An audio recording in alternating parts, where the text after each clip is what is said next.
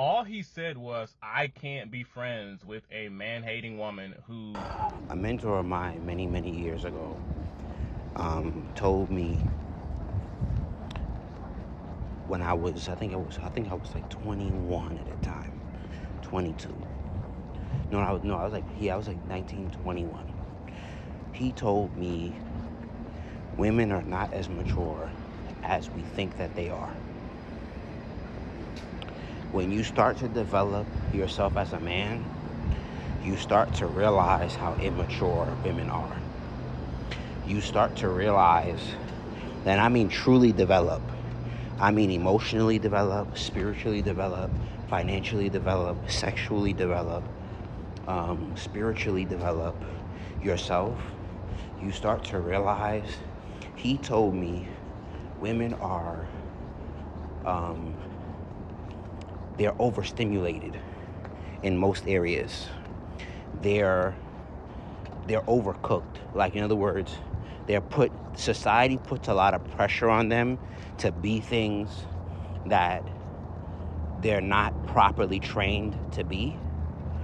And society socially grooms them to be the mothers, to cook for children, for cook for the adults, to cook, to nurture, to be all these things. But they're more mature in social areas, in a sense of saying learning how to be socially acceptable. But in every other area of mental, emotional, and spiritual development, they're not. Most women are not working on their femininity. Most women are not working on their nurturing skills. Most women are not working on their empathy skills. Most women are not emotionally intelligent as you think that they are. Most women do not have the capacity to help men with their problems. And that's why, for me, when I turned 20, 28, 29, I decided I'll never befriend women ever again. Will I be kind, respectful, honorable towards women? Yes. But will I ever have a female best friend ever in life again? No. Because they do not have the capacity to solve, help, love, nurture, care about men's problems. And then and a lot of men are so sissified, and they're so they're so effeminate that they don't see the power in brotherhood. And the reason why, because like in other words, a lot of men, because they were raised with their mothers, all they want to do is spend time with other women. And I'm not saying there's nothing wrong with that from a heterosexual perspective, but most women will not help you grow. Most women will not hold you accountable. Most women will just find a way to siphon you of your energy, your resources, and your time. Most women are not as mature as we think that they are. We put them on a pedestal of maturity, and they're not. Here's why I say that. Have you ever heard how women talk about other women? Have you ever heard how women talk about female friendship and why they're not friends with women? Like, pay attention. Pay attention to how women talk about other women in friendship, jealousy, all that. Like, you ever heard a woman say, when you got some good, keep it to yourself, especially when talking to other women? You ever heard Kevin Samuel say, single women will keep other women single? Single women will, Single women will keep other women single. Why? Because when they see you're in a happy, healthy, prosperous relationship, they'll do whatever to make you part of the club. Women are not as mature as you think that they are.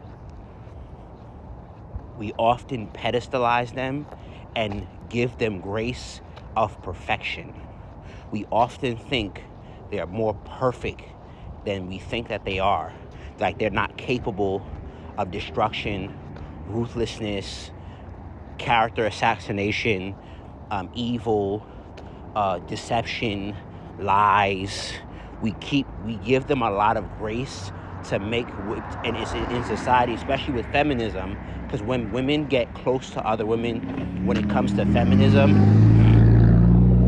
they will realize women romanticize cause, but don't tell you the truth about consequences. Let me say that one more time. Women will romanticize the idea of a cause instead of the truth about consequences. Like, there was this white man who was talking so much about it's about the end of the patriarchy and how divorces are skyrocketing and how women are just divorcing their husbands after 20 years because of how they feel and because of whatever emotionality they feel at the moment. They don't want to work on their relationship.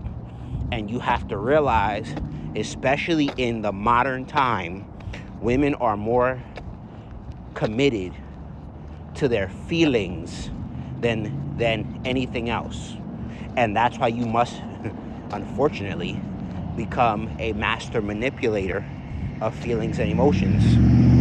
Because if you're not, she's loyal not to you, not to her family, not to the mission, not to the legacy, but her feelings about it. And that's it. And she will link with and if she's not careful, she will link with other women who are traumatized. Like, you gotta program your woman. You gotta tell her you can't hang around them because they don't live how you live. So they will leak their trauma, their bad situations, their issues, their problems onto you, and you will seek counsel from them, and you don't even live in the same universe. So they'll tell you to quit your marriage because you and your husband are at it for the past week or 2 or 3 or 4 or 5 or 2 months or 3 months or 4 months or 5 months or 6 months. She will tell you you're unhappy, divorce him, instead of saying work it out. You have to accept women are not as mature as we think that they are. We give them a lot of grace for their protection because the patriarchy is set up to protect women and children. Yes, there are downfalls. Yes, there are issues.